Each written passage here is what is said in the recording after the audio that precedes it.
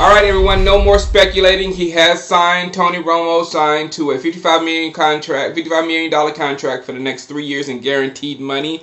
I think he's just going to charge us like $11 million against the cap this year, something like that. So it's going to save us at least $5 or $6 million this year, so we can go get a guard like Brandon Moore of the Jets or someone like that, or can get Tony Romo a little bit more help on the offensive line.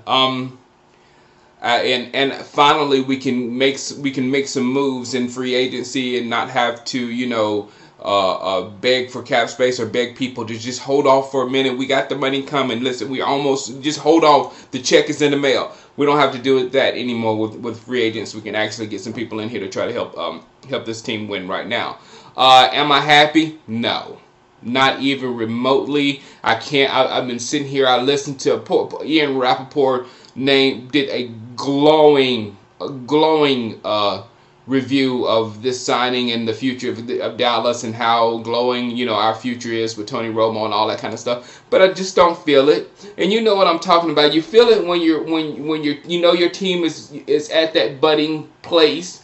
And you get this one free agent, in which Tony Romo is the free agent we just signed. You get one free agent who's like, okay, this guy is going to put us over the top, yeah. And you come into the season all happy and like, yeah, this can do it, filled with all hope and stuff like that. But I don't feel it. I've been looking at my Twitter ever since this happened, and I don't see that much joy going around. I don't see that many people, blah blah blah. I see people going, well, that's the end of the Cowboys. I see people who are not Cowboy fans laughing like, good move, Cowboys. I see all that kind of stuff. So that's starting this kind of thing off on the wrong foot. And we can't talk junk about a quarterback no more. He's going to be a quarterback for at least the next 3 years. That's at least. And I'm thinking it's going to be 4, because if you've been on my show, you know how bad the cap situation is in Dallas. And everybody's salary, but everybody who has a big salary, their salary was pushed to next year. So next year we're going to have more than $11 million for Tony Romo, probably more like $20 million for Tony Romo next year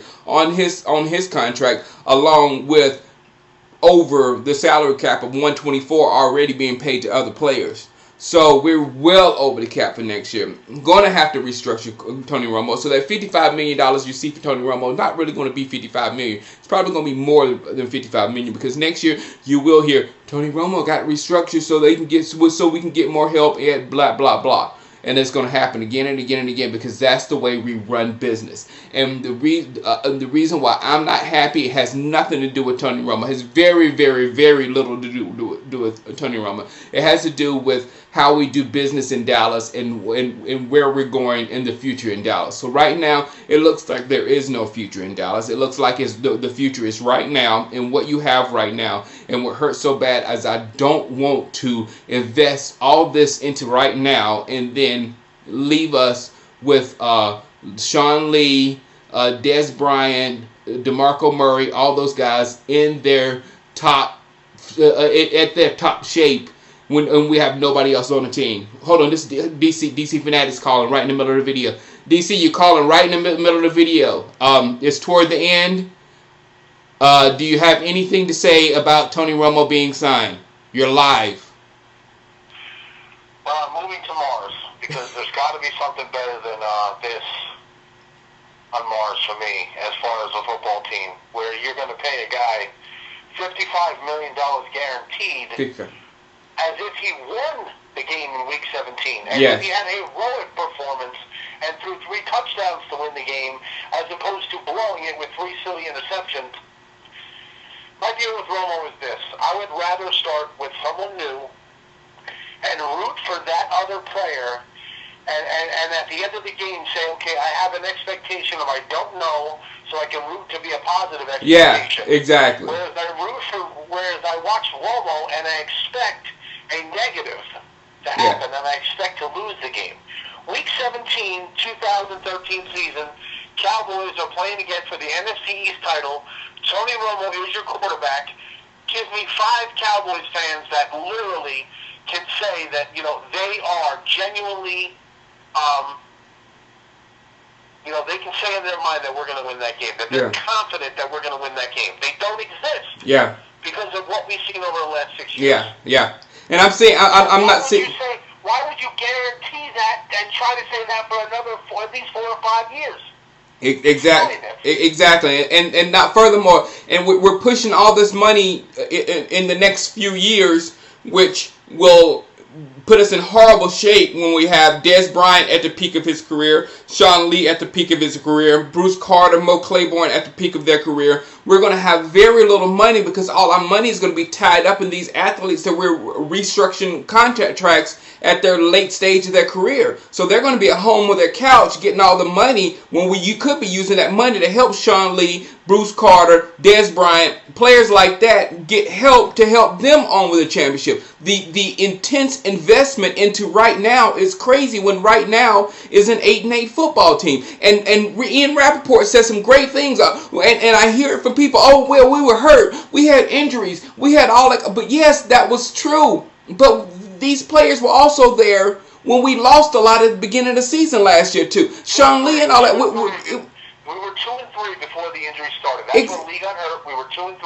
We still weren't winning anything. Exactly. And we went a whole season with a healthy Tony Romo, which is very rare with the offensive line that we have. That we actually had a starting quarterback in all our games. And then lastly, for all the games that we say we could have won, Des Bryant's finger should have been in. We could have beat the Giants in the playoffs. All those games, I want everybody that has everything to say about all those games we could have won, go back and look at the games that we lost. I mean, the games that we won, and see how close we were to losing those games. How close we was in Tampa Bay. How close we were in other places, in Pittsburgh and places like that. So in every game that we almost won, that we should have won, there's another game that said we almost lost, man. We almost lost that game. So it leaves us still in the same place at 8-8. So I don't understand the investment into this right now when there's no like clear thought that we're going to be something, in the future. And I said earlier, you can't say that the Atlanta Falcons, you can't say the 49ers or the Seahawks or any of those teams that are budding elite teams in NFC, you can't say there's a chance that they'll be last in their division next year. You'll be crazy if you say that. But you can say that about the Dallas Cowboys.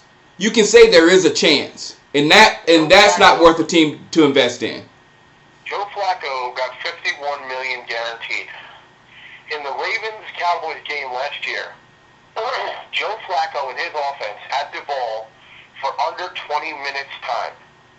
They had the ball half of what Tony Romo and his offense had the ball, and he scored just as many points. Yeah.